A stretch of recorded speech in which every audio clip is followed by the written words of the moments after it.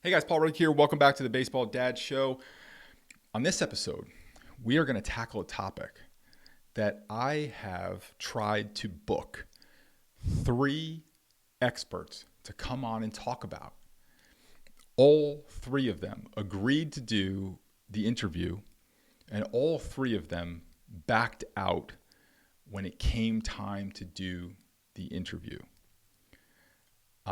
I've never had that happen, and which leads me to believe that this is a much more controversial topic, that maybe people are not willing to talk about it so openly, and that also leads me to believe that maybe it's a little bit more prevalent than I was first led to believe when I was approached about this issue. So cliffhanger to make you hang on. Before we get into it, head on over to baseballdadShow.com. There's a bunch of stuff there. Number one, you can set up a phone call with me. No strings attached. You can ask me any questions that you want. Need clarity on anything, raising your son, baseball questions, whatever. Just my way of giving back. There's a link there where you can set up a call. We have our course, which is the first course ever created for baseball dads. That's over there. It's called the Guardian course. There is a cut and paste, word for word email dialogue that you can use to ask your son's coach for more playing time without kind of coming off as one of those dads. And there's also a scorecard where you can see if your son has what it takes to play at the next level. So let's get into this. This topic was brought to my attention probably about 6 or 7 months ago, maybe more. And I'm gonna totally be transparent here. I was completely ignorant to it. I knew nothing about it. And this is like day to day, the world that I live in. I talk to a lot of people every single day on the phone, email, messages, all that kind of thing, all day long. And I knew nothing about this. I did not know it was going on. So I don't know if it just slid past my radar, or maybe it's just something that is so kind of underground and maybe a little taboo that nobody talks about it. So what we're talking about here is 2 things. And they both deal with, I guess, for lack of a better word, doctoring your bat. So there's 2 things: bat shaving and bat rolling. So I have done my bit of research on this, and as best as I can tell, bat rolling is a process that would accelerate how a bat is broken in, right? A bat needs to be used for a certain period of time before it's kind of broken in. And so bat rolling would just kind of accelerate that process. Bat shaving is where literally you would either buy a bat that has been shaved, or you would send in your bat to be shaved. So here's what bat shaving is. Again, to the best of my knowledge of what I have researched, that let's say you have a drop 3 bat. You have a 33-inch, 30-ounce bat, right? So there's rules about that. I know there's different rules in different places, but let's just say you're in a drop 3 league. So we all know that if you can swing a longer, lighter bat, it's more advantageous. So what happens is you can send your bat in, they will pop off the top, and they will put your bat in some kind of a machine that will shave from the inside, will shave an ounce or 2 off your bat, pop the cap back on, and then send you your bat back. Or you could buy one that's already pre-shaved. So what happens now is that you're up there with a drop 3 bat. By all accounts, by all visual accounts, it looks like a legal bat until you swing it, right? And then it's different. The only way you would tell if it were an illegal bat would be to weigh it. So when this was brought to my attention, this was actually brought up during a discussion in our Baseball Dads Facebook group, which you can also link to at baseballdadShow.com. There's a whole link, couple thousand baseball dads in there. And so I knew nothing about it. So I dove into it, and apparently like this is an issue, like a real issue. I contacted some people who had written some stuff on on bat shaving. I had one guy lined up last year to do it. He did this. We had booked the interview, and then 1 o'clock. I'll never forget the time, because I book all my interviews at 1 o'clock. 1 o'clock, the time came, and he doesn't call into the number. I email him, call him, try to get in touch with him. I'm waiting on the line. Sometimes time zone things get messed up. Sometimes, like you're talking with people with different time zones and they think it's their time zone. So I thought maybe he just messed it up. But I didn't hear from him, which was not kind of the way our conversations had been going. I would email him, he'd email me back in kind of normal email time. So now I had sent him a couple messages. He didn't return to anything, phone call, text, or email. And then a few days later, he got back to me. He said, didn't want to do the interview. And that was it. End of discussion. He didn't reply to anything else. That has happened 2 other times. 2 other times. We had booked people that when it came time, like the week of, a guy canceled and one guy canceled the day before. So I wanted to try to have like an expert on to talk about it. But nobody seems to want to talk about this issue. I've been asking more of the dads that I know who are coaches and are more involved in kind of the world of youth baseball. What is the deal with this? Like, what's going on with this? Is this real? And a lot of them said, yeah, it's real. It's real. So I'm going to talk to you about some of the things that I've heard and report to you some of those things. First, let's talk about the 2 different things.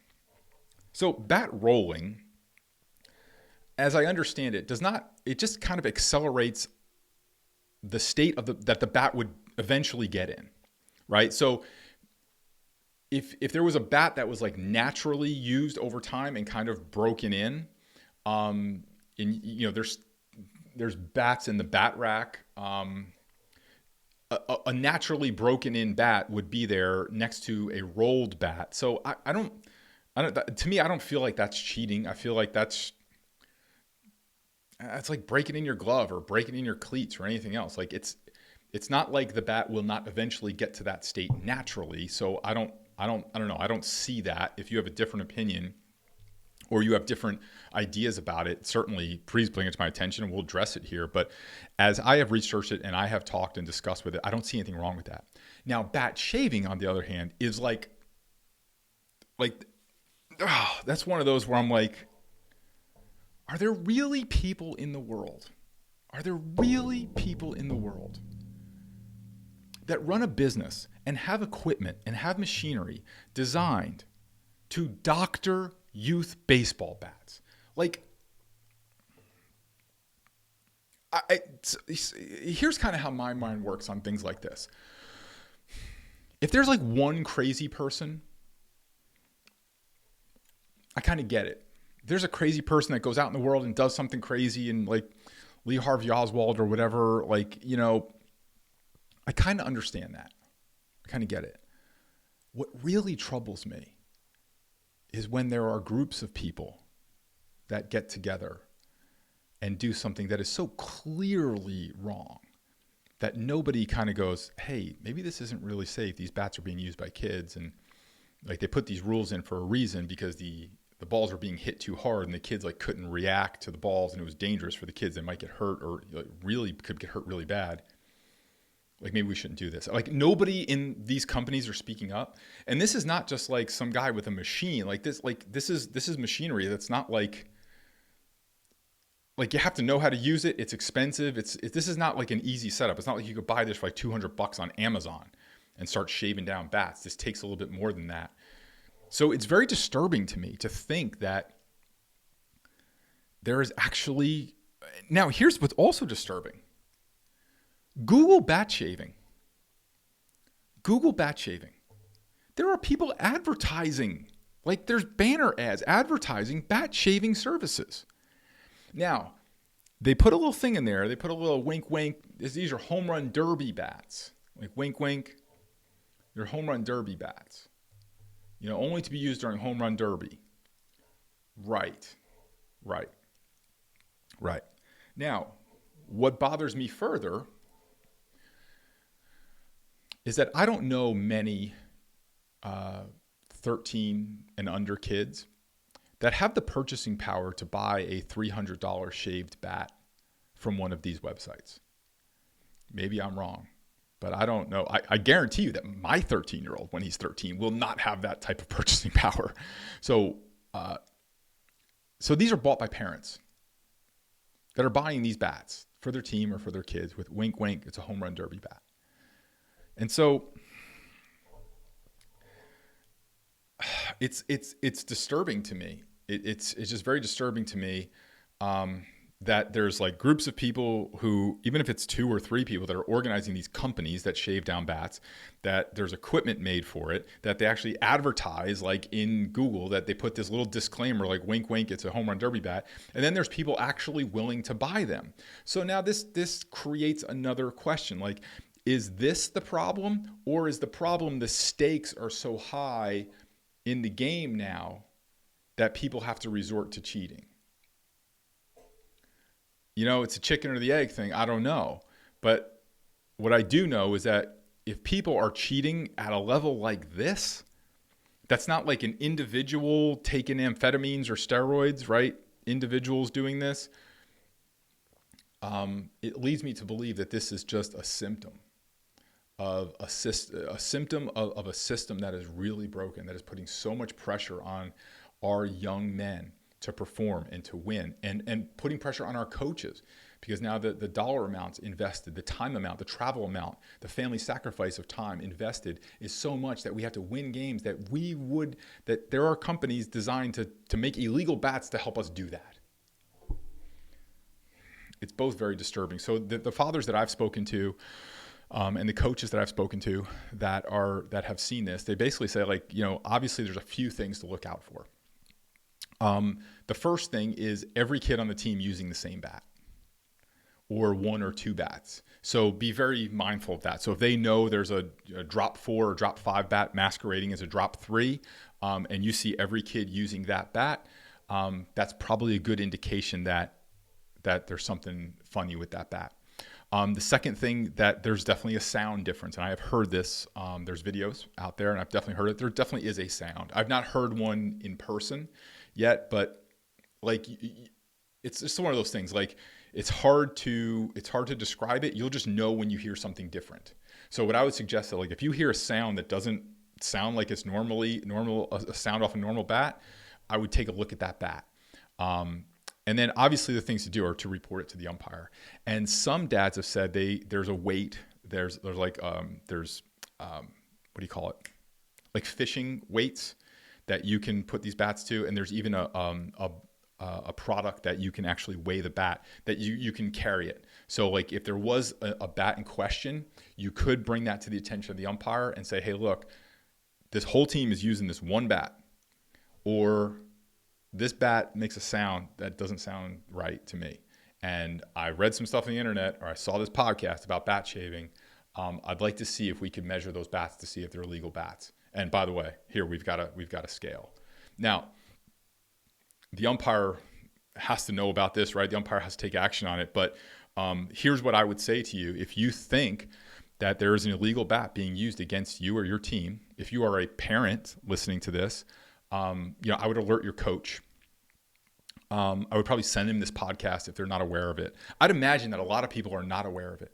If I'm not aware of it, and just because this is just the world I live in, I'd imagine a lot of people are not aware of it. So I would send this podcast to your coach, maybe send some of the stuff that's out there to your coach. If you hear something, take it to the coach and take it to the umpire. And then what I would always say in situations like this is I would go to the umpire and say, Coach, or Mr. Umpire, I think we have a liability issue here. I'm concerned about. I'm concerned about the safety of the kids on the field. So I wouldn't start with, Blue, that bat's illegal. I want you to measure it. That bat's illegal. Because they probably will measure it, but it's like a whole thing, right? I would approach it. If you say the words, safety of the players, right? Safety of the players. You're concerned about the safety of the players, that you think that there might be an illegal bat that could endanger players. That is, because the umpire is ultimately responsible for the game and upholding the rules of the game. That is a different thing, right? And I would just say to the umpire, look, I'm concerned about the safety for my players. I'd like for you just to check those bats. If they all check out fine, then we'll continue the game. But we'd like for you to stop the game and check out the bats because we're concerned for our players. Because look, guys, I have... I've heard of these injuries, and I've been close to a few of them. I've worked on a few issues concerning these injuries of kids who are hit with balls, and I'm telling you, it's serious.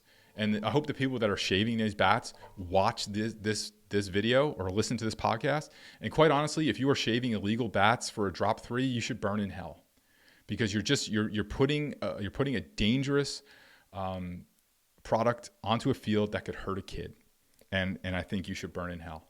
And